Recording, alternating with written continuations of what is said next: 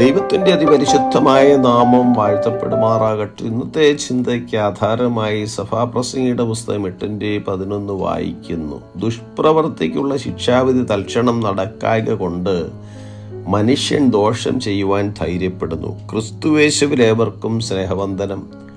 ദുഷ്പ്രവർത്തികൾ ചെയ്യുന്നവരും നീതിപ്രവർത്തികൾ ചെയ്യുന്നവരും ഒരുമിച്ച് ഭൂമിയിൽ ജീവിക്കുന്നു.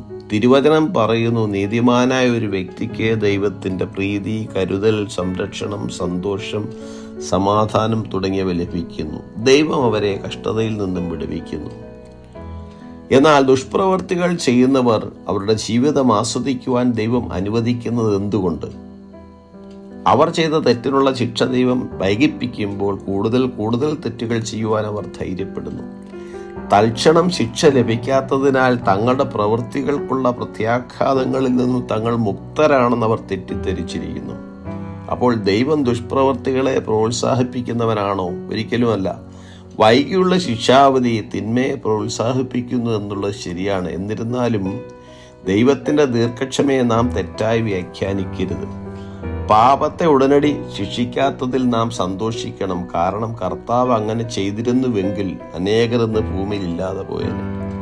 ദൈവം ദീർഘക്ഷമയും മഹാദയമുള്ളവനാണ്. ഉടനടി അവൻ ശിക്ഷിക്കാത്തത് മാനസാന്തരപ്പെടുവാനുള്ള അവസരമായി കണക്കാക്കണം. അതായത് രൂപാന്തരപ്പെടുവാൻ അവൻ ദുഷ്ടന് സമയം നൽകിയിരിക്കുന്നു. ഭൂമിയിൽ പലപ്പോഴും നാം കാണുന്നത് നീതിമാന്മാർക്ക് ദുഷ്ടന്മാരുടെ പ്രവൃത്തിക്ക് യോഗ്യമായത് ഭവിക്കുന്നു, ദുഷ്ടന്മാർക്ക് നീതിമാന്മാരുടെ പ്രവൃത്തിക്ക് യോഗ്യമായത് ഭവിക്കുന്നു എന്നുള്ളതാണ്. ഓർക്കുക, ദുഷ്ടന്മാർക്ക് മാനസാന്തരപ്പെടുവാനുള്ള ഒരു വാതിൽ ദൈവം തുറന്നിട്ടിരിക്കുന്നതാണ് അവൻ്റെ ശിക്ഷ താമസിക്കുവാൻ കാരണം.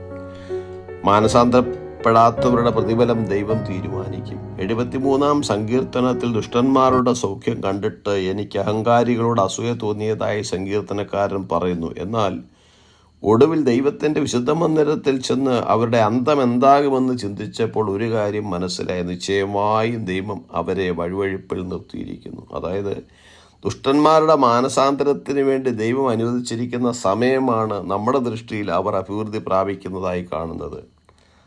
അവനവൻ ശരീരത്തിലിരിക്കുമ്പോൾ ചെയ്ത നല്ലതാകിലും തീയതാകിലും അതിന് തക്കവണ്ണം പ്രാപിക്കേണ്ടത് നാം ക്രിസ്തുവിൻ്റെ ന്യായാസനത്തിന് മുമ്പിൽ വെളിപ്പെടേണ്ടതാകുന്നു.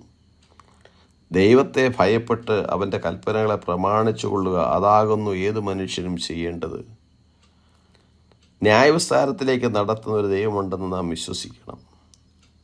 ആത്യന്തികമായ ദുഷ്പ്രവൃത്തികൾക്ക് ശിക്ഷാവധി ഉണ്ടെന്നുള്ള കാര്യം എല്ലാവരും മനസ്സിലാക്കുന്നത് നന്ന്. ഈ വചനം